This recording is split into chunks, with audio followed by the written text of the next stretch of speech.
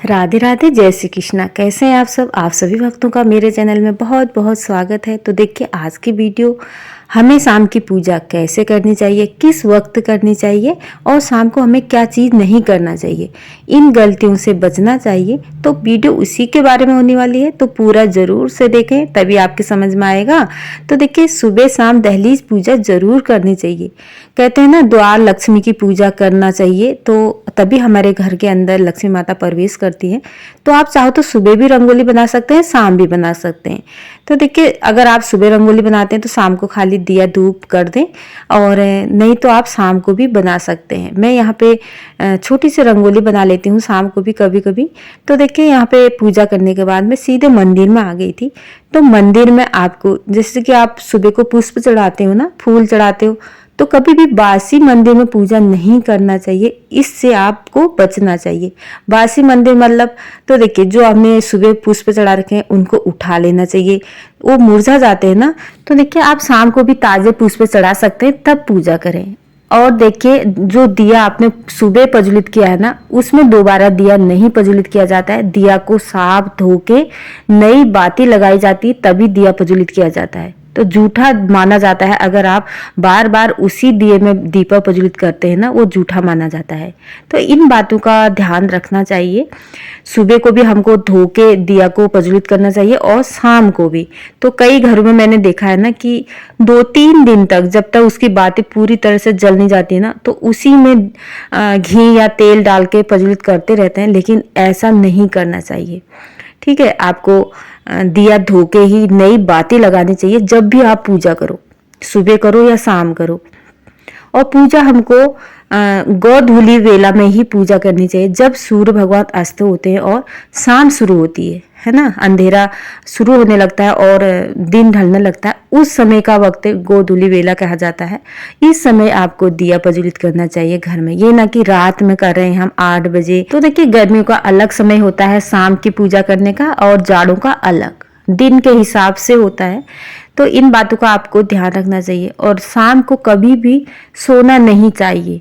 तो देखिए, जैसे कि छोटे बच्चे हैं, वो शाम को सोए रहते हैं, या कोई, तो देखिए, जैसे घर में बुजुर्ग लोग, तबीयत खराब है तो वो सोए रहते हैं ना, तो उनको भी थोड़ा बहुत आपको बैठा लेना है।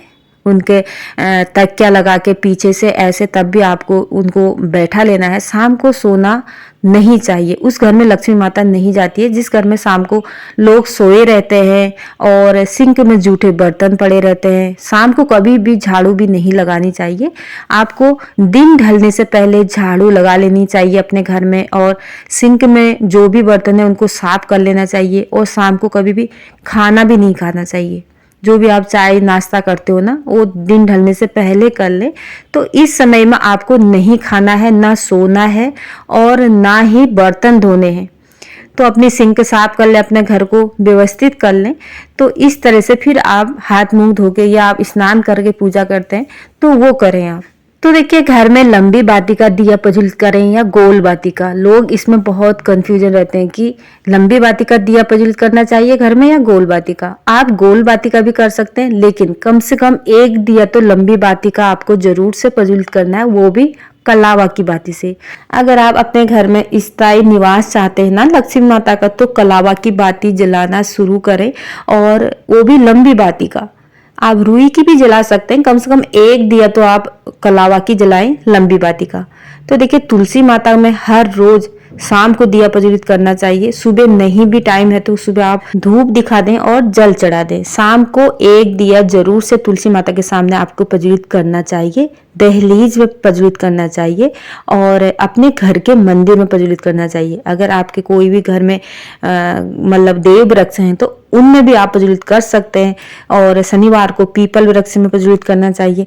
इस तरह से आपको शाम को दिए प्रज्वलित करना चाहिए। तो देखिए, साथ ही मैं अपने लड्डू गोपाल जी का नाइट रूटीन भी शेयर कर रही हूँ कि लाला को भोग क्या लगता है, और शाम को रात में दूध का भोग कैसे लगता है, और शयन कैसे होता है लाला का।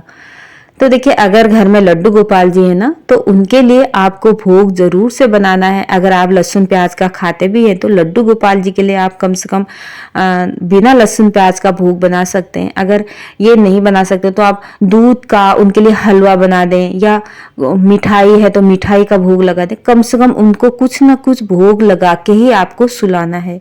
अगर घर में लड्डू गोपाल जी हैं तो आप ये नहीं कि हमने बतासे का भोग लगा दिया, मिश्री का भोग लगा दिया, सुबह से शाम तक ऐसा नहीं चलता है। और आप जरूर से लड्डू गोपाल जी की व्यवस्था करें, तभी लड्डू गोपाल जी को घर में आप लाएं। देखिए कई घरों में मैंने देखा है अपने आंखों से कि लड्डू गोपाल जी घर में हैं, लेकिन उनका ना स्नान होता है, ना उनको प्रॉपर व्यवस्था मतलब शयन होता है, और ना ही भोग लगता है। तो ऐसे में आपको ना दोष लगता है अगर आपने ऐसे में लड्डू गोपाल जी घर में रख। तो राधे राधे दोस्तों, यही थी छोटी सी वीडियो, छोटी सी जानकारी। अगर वीडियो पसंद आती है तो लाइक करना, शेयर करना, कमेंट करना और मेरे चैनल को सब्सक्राइब करना। राधे राधे, जय श्री कृष्णा, थैंक यू। तो यहाँ पे मेरे लड्डू गोपाल जी सो गए हैं। राधे राधे, जय श्री कृष्णा।